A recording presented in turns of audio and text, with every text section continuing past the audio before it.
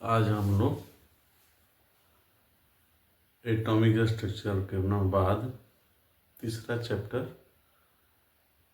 Periodic table या periodicity चाहे periodic classification of elements का ही पढ़ेंगे। तो पीरियोडिसिटी चाहे पीरियोडिक क्लासिफिकेशन ऑफ एलिमेंट्स सब एक ही बात हुई। तो तत्वों का आवर्ती वर्गीकरण हिंदी में कहते हैं। चाहे आवर्तता, पीरियोडिसिटी मतलब क्या, आवर्तता, चाहे तत्वों का आवर्ती वर्गीकरण, पीरियोडिक क्लासिफिकेशन ऑफ एलिमेंट्स पढ़ेंगे। तो सबसे पहले ना पीरियोडिक टेबल बना कैसे, बहुत लोग प्रयास किए लेकिन सफलता किसे मिली और कब मिली। तो 1869 में ना रूस के नाम फेमस वैज्ञानिक मेंडलीव साहब को इसका श्रेय मिला, इसलिए इनको बनाए नियम को हम लोग क्या कहते हैं, पीरियोडिक लॉ भी कहते हैं। फिर उसका संशोधन हुआ जिससे हम लोग कहते हैं मॉडर्न पीरियोडिक लॉ। तो चलिए आज इसकी शुरुआत करते हैं और समझेंगे कि पीरियोडिक क्लासिफिकेशन ऑफ एलिमेंट्स क्या है।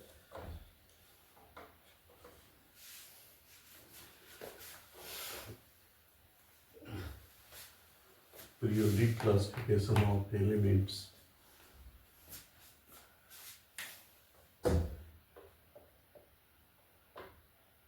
Periodic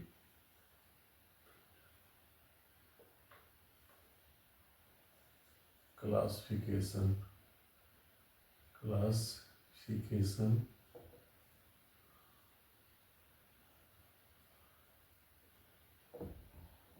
of elements, periodic classification of elements, तत्वों का आवर्ती वर्गीकरण, चाहे हिंदी में ना आवर्तता भी कहा जाता है। तो बहुत दिनों से प्रयास लोग करते थे लेकिन सटीक संतुष्टि चाहे ना एग्जाम्पल नहीं होता था, कुछ ना कुछ त्रुटि होती थी, इसलिए उन लोगों को सही नहीं माना गया। लेकिन मेंडलीव साहब के ना रूल को ना सही माना गया, इसलिए इसको हम लोग कहते हैं मेंडलीव पीरियोडिक लॉ। तो 1869 में ना मेंडलीव साहब ने तत्वों के ना सजावट से संबंधी एक नियम प्रतिपादित किए जिसे मेंडलीव पीरियोडिक नियम कहते हैं। तो समझने के लिए ऐसे समझिए कि पीरियोडिक टेबल क्या है, कुछ नहीं है, ठीक वैसे ही है जैसे हमारी गांव या शहर की ना संरचना है। हर बिरादरी, हर जाति की मोहल्ला अलग अलग है, कोई किसी के साथ नहीं रहना चाहता, क्योंकि एडजस्टमेंट में क्या होगी, दिक्कत होगी, सबके अपने अपने रूल रेगुलेशन है, तमाम बुराइयां अच्छाइयाँ हैं। शहरों में देखते हैं professor colony, officer colony, doctors colony, Ambedkar Nagar और मजलूक कॉलोनी वगैरह। वैसे ही गांव में भी है, तो ठीक वही है, मतलब समान ग्रुप के लोग एक साथ रहना चाहते हैं। मुझे तो लगता है पॉजिटिविस्टिक क्या है, गांव की ही बात है। जैसे गांव में न जातियों के मोहल्ले क्या हैं, अलग अलग हैं। No anybody want to live with another group, feel suffocation, वो उसके साथ नहीं रहना चाहता है, भेदभाव होता है, इसलिए सफोकेशन होती है।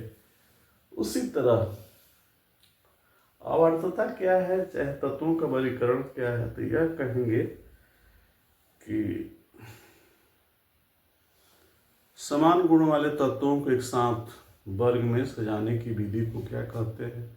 तत्वों का आवर्ती वर्गीकरण कहते हैं। समान गुण वाले तत्वों को एक साथ वर्गीकरण करने को, सजाने की विधि को तत्वों का आवर्ती वर्गीकरण कहते हैं। मतलब मेटल एक तरफ है, नॉन मेटल एक तरफ है और दुर्लभ तत्व को एक तरफ स्थान दिया गया है पीरियोडिक टेबल में। मतलब धातुओं को एक तरफ, अधातुओं को एक तरफ और उपधातुओं को भी क्या है, एक क्रम है। और जो दुर्लभ तत्व हैं, चाहे कृत्रिम ढंग से बनाए गए हैं, उनको न पीरियोडिक टेबल से बाहर स्थान दिया गया है। इसे लेंथेनाइट सीरीज और एक्टिनाइट सीरीज कहा जाता है। तो ये हुआ हमारा सीधी सी बात, मोटी मोटी बात, कि समान गुण वाले तत्वों को एक साथ सजाने की विधि को पीरियोडिक क्लासिफिकेशन ऑफ एलिमेंट कहते हैं। तो ठीक वैसे ही हुआ ना, जैसे हमारे ना मोहल्लों के गांव में मोहल्ला बने हुए हैं। सिमिलर प्रॉपर्टी वाले एलिमेंट को एक साथ सजाने की विधि को क्या कहते हैं? तत्वों का आवर्ती वर्गीकरण करते हैं। एक ग्रुप में रखा गया है, एक वर्ग में रखा गया है। तो इसके लिए नियम बनाए पेंडलिप साहब ने बतलाया। क्या बतलाया? कि तत्वों के भौतिक एवं रासायनिक गुण। अब गुण दो प्रकार के होते हैं, भौतिक गुण और रासायनिक गुण। भौतिक गुण जो दिखाई दे रहा है वो भौतिक गुण है। सॉलिड है, लिक्विड है, गैस है, लाल है, पीला है, हरा है, कितना बार मेल्ट करता है, कितना बार फ्रीज करता है, that are called physical property. और जो इंटरनल प्रॉपर्टी है, मेटल है, नॉन मेटल है, इसका अलग अलग तत्वों से या एसिड बेस साल्ट से क्या रिएक्शन होता है, ये रासायनिक होता है, प्रॉपर्टी कहलाता है। तो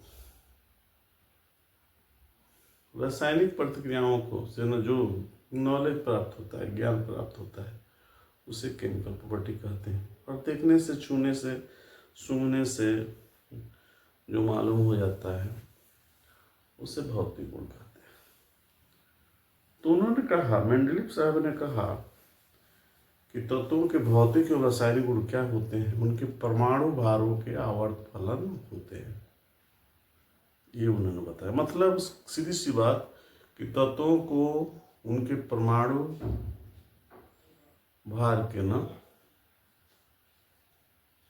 अनुसार सजाया गया है। सबसे हल्का तत्व को एक तरफ, उसके बाद उसके हल्का, उसके बाद उसके हल्का, क्रमशः भारी तत्वों को सजाया गया है। तो ये मेंडलीव साहब का नियम है। तत्वों के भौतिक एवं रासायनिक गुण क्या होते हैं? उनके परमाणु भारों के आवर्त फलन होते हैं। अब फलन एक शब्द है, फलन, फल से फलन बना है, इसको फंक्शन कहते हैं अंग्रेजी में, पीरियोडिक फंक्शन। तो physical and chemical properties are the periodic function of elements of element. The physical and chemical properties of elements are the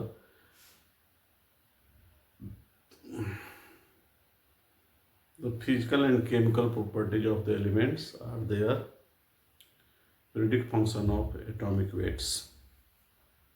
उन्हें परमाणु भारों के ना आवर्त फलन होते हैं। तो फल मतलब क्या होता है? गुण। लेकिन ये फल नहीं है, फलन है। अंग्रेजी में ना फंक्शन होता है। तो केवल इससे स्पष्ट नहीं होगा, इससे स्पष्ट होगा। जैसे आप किसी के यहाँ जाते हैं तो उसके फंक्शन को देख कर ना उसका अंदाजा लग जाता है कि ये परिवार कितना डेवलप है, सोशली और इकोनॉमिकली, और भी जैसे एजुकेशनली कितना रिच है पता चल जाता है। तो उसी तरह उन्होंने कहा ना कि तत्वों का भौतिक और रासायनिक गुण क्या है? उनके परमाणु भार का वर्त फलन है। That is called Mendeleev periodic law. इसे मेंडलीव का पीरियोडिक लॉ कहते हैं। अब पीरियोडिक टेबल क्या है? तो एक इस तरह का ना ये टेबल है। तो इसको ना दो भागों में बांटा गया है। मेंडलीव साहब ने क्या किया, इसको खड़ी लाइन और पड़ी लाइन में दो भागों में विभक्त कर दिया, बांट दिया। खड़ी लाइन को इन्होंने ग्रुप कहा। ये खड़ी लाइन में, ये मान लीजिए एक टेबल है, तो ये खड़ी लाइन हुई और ये पड़ी लाइन हुई।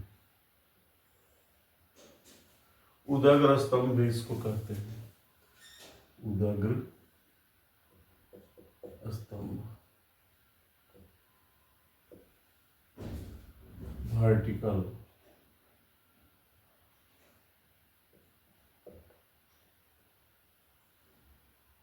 कॉलम,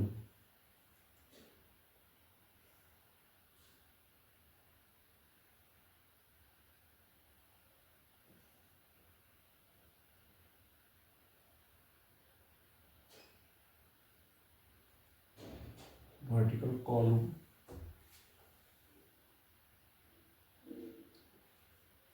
और इसको हॉरिजॉन्टल ना रो कहते हैं, हॉरिजॉन्टल, हॉरिजॉन्टल रो। क्षैतिज कतार,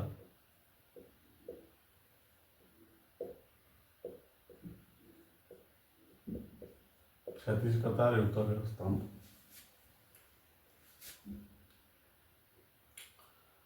तो ग्रुप, इसी को उन्होंने ग्रुप कहा। इसको क्या कहा उन्होंने? ग्रुप कहा। और इसको क्या कहा? पीरियड कहा। तो ये ग्रुप है, ग्रुप। और इसको इन्होंने आवर्त चाहे पीरियड का, पीरियड का। मेंडलीव साहब ने ग्रुप को न रोमन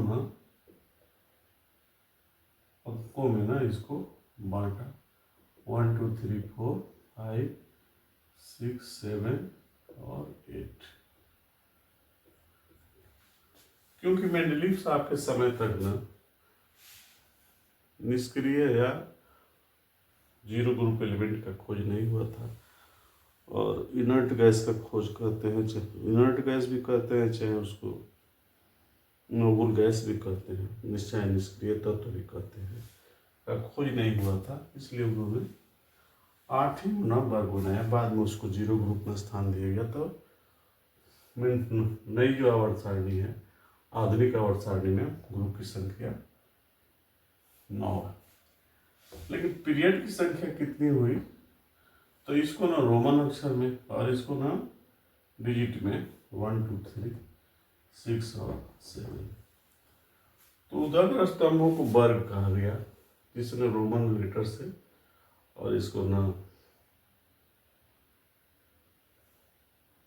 डिजिट से सूचित किया जाता है। तो पीरियड की संख्या 7 होती है और ग्रुप की संख्या 8 होती है।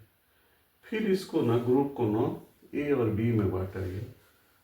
तो ए और बी में बांटा गया तो उसको उपवर्ग कहते हैं, सब ग्रुप, सब ग्रुप।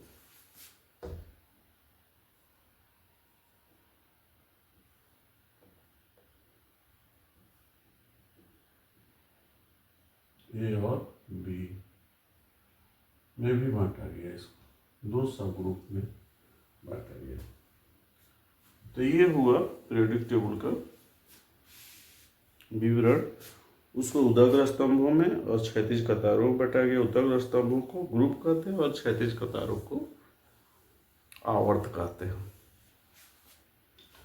उसके बाद ग्रुप को भी ना सब ग्रुप ए और सब ग्रुप बी में बांटा गया है। लेकिन पीरियड में ना कोई बंटवारा नहीं है। तो देखिए आगे कैसे क्या। तब आपको मालूम हो गया कि पीरियड टेबल इज सब divided into 2 class named as group and period. Periods are not divided, but groups are also subdivided into a group and a subgroup and B subgroup. तो ग्रुप का तो बंटवारा हुआ है, लेकिन पीरियड का बंटवारा नहीं हुआ है। तो ये ग्रुप है, ग्रुप नंबर है, वर्ग संख्या।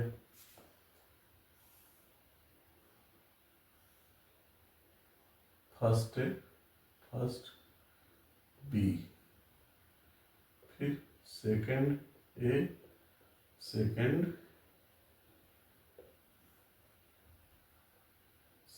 ए और सेकंड बी। इसी तरह सेवेंथ ए,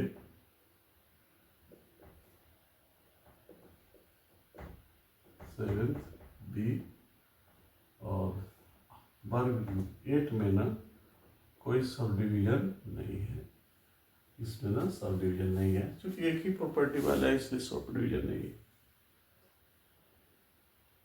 और ये पीरियड हुआ, पीरियड नंबर हुआ, तो ये डिजिट में है, ये रोमन में है, लेकिन इसमें ना 7 पीरियड होते हैं और इसे डिजिट से दिखाया गया है। तो ये आपका हुआ मेंडलीव प्रेडिक्ट लॉ। अब इसके बाद एक साइंटिस्ट थे मोसले साहब, उन्होंने अपने एक्सपेरिमेंट से साबित कर दिया कि तत्वों का फंडामेंटल प्रॉपर्टी, मौलिक गुण क्या होता है, तो परमाणु संख्या होता है, परमाणु भार नहीं होता है।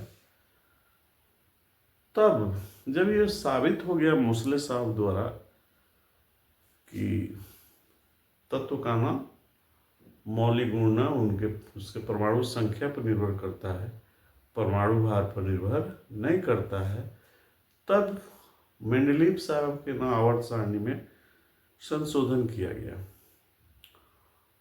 मतलब परमाणु भार जो था उसके बदले में भार को हटाकर संख्या ऐड कर दिया गया, और उसी नियम को कहते हैं हम लोग आधुनिक आवर्त नियम, मॉडर्न पीरियोडिक टेबल।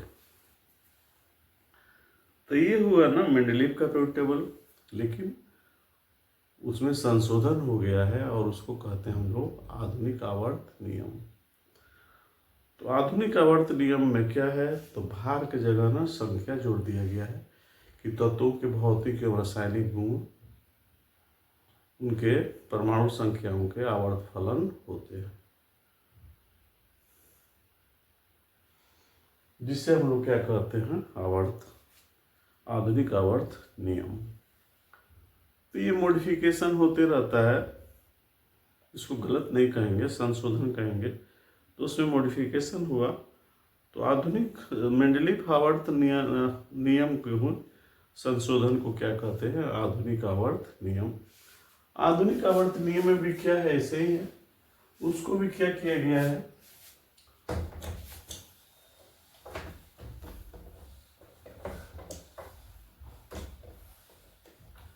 उसको है ना वर्टिकल और हॉरिजॉन्टल लाइन में बांटा गया है, इसको ग्रुप कहते हैं, ग्रुप नंबर। लेकिन इसमें क्या है, ग्रुप की संख्या 9 है, इसको रोमन से ही लिखते हैं, और 8 हो गया और 9 हो गया। फिर इसमें भी क्या है, सब ग्रुप ए है और बी है, और इसको ना पीरियड कहते हैं, जो क्षैतिज रेखा है हॉरिजॉन्टल लाइन है, इसको पीरियड नंबर कहते हैं। पीरियड वैसे ही है 1 2, इसमें कोई डिवीजन नहीं है। ये मॉडर्न पीरियोडिक लॉ है, मॉडर्न पीरियोडिक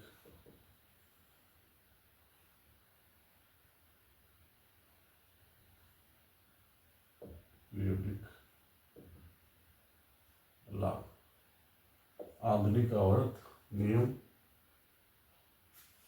के अनुसार ये होता है। अब फिर ग्रुप को क्या सब ग्रुप में बांटा गया, इसमें भी ग्रुप नंबर क्या होता है, लेकिन उसमें क्या था, मेंडलीव में क्या था, 7 ए और बी क्या था, 7 था। इसमें ना अलग अलग है, और इसमें भी ना 8 में और 0 में कोई डिफरेंसेस नहीं है। तो यही अंतर है कि इसमें ये साथ साथ था, ए और बी साथ साथ था, और नाम मॉडर्न में क्या है, अलग अलग हो गया है। तो ये हो जाता है फर्स्ट ए, फिर आएगा सेकेंड ए, और सेकेंड ए के बाद क्या आएगा सेवेंथ ए, और सेवेंथ ए के बाद क्या आएगा एट आ जाएगा।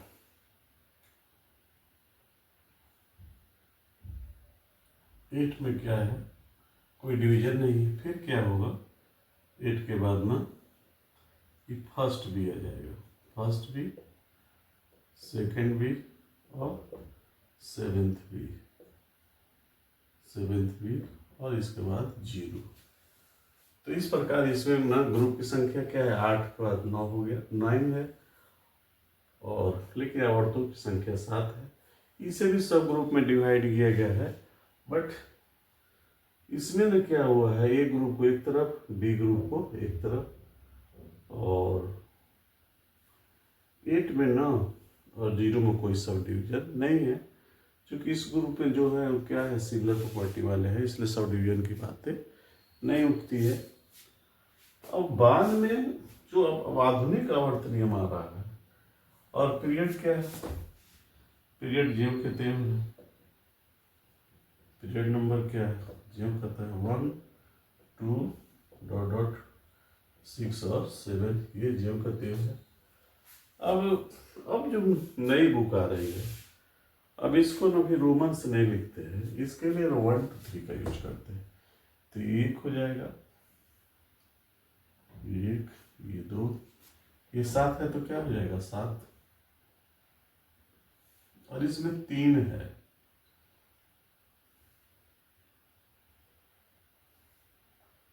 तो 8 को भी, 9 को भी, और 10, ये क्या है, 8 को 3 में पूरा सब डिवाइड कर दिया, तो 10 के बाद क्या आएगा, ये 11 हो जाएगा, इसको 12, और इसको 17, और जीरो ग्रुप को क्या कहता है 18।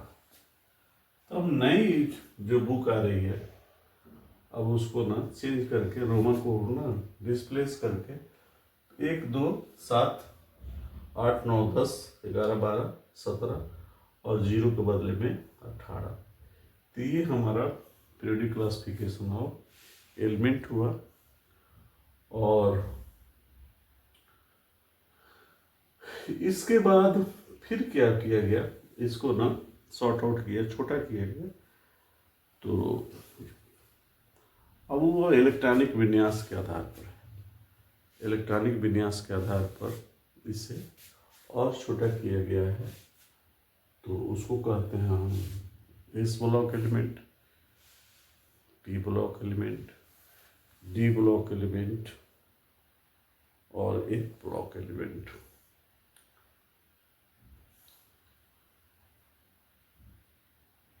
तो वैसे तो जिसमें ना, जिसके बाहरी विन्यास में क्या आता है, एस ऑर्बिटल आता है, उसको एस ऑर्बिटल, एस ब्लॉक, जिसमें ना पी आता है उसको पी ब्लॉक एलिमेंट, और इसमें डी आता है उसको डी ब्लॉक एलिमेंट, और इसमें जिसके बाहरी में एफ आता है उसको एफ ब्लॉक एलिमेंट। फिर इसको भी ना एस और पी को ना संयुक्त रूप से नॉन ट्रांजिशन एलिमेंट कहते हैं, और डी को ना ट्रांजिशन एलिमेंट कहते हैं, और एफ को ना इनर ट्रांजिशन एलिमेंट कहते हैं। तो हिंदी में एस ब्लॉक तत्व, पी ब्लॉक तत्व को असंक्रमण, डी को ना संक्रमण तत्व, और एफ को ना अंतर संक्रमण तत्व कहा जाता है। इसे पीरियोडिक टेबल से बाहर स्थान दिया गया है। तो आज इतना ही, फिर ना अगले वीडियो में हम आपको अलग पढ़ाएंगे periodic table on the basis of electronic periodic classification of elements on the basis of electronic configuration, मतलब इलेक्ट्रॉनिक कॉन्फ़िगरेशन के आधार पर तत्वों का आवर्ती वर्गीकरण। और आज इतना ही, फिर ना अगले वीडियो में हम मिलते हैं। इलेक्ट्रॉनिक विन्यास के आधार पर पीरियोडिक टेबल को 4 वर्गों में बांटा गया है। कैसे? बताएंगे। तब तक के लिए अलविदा।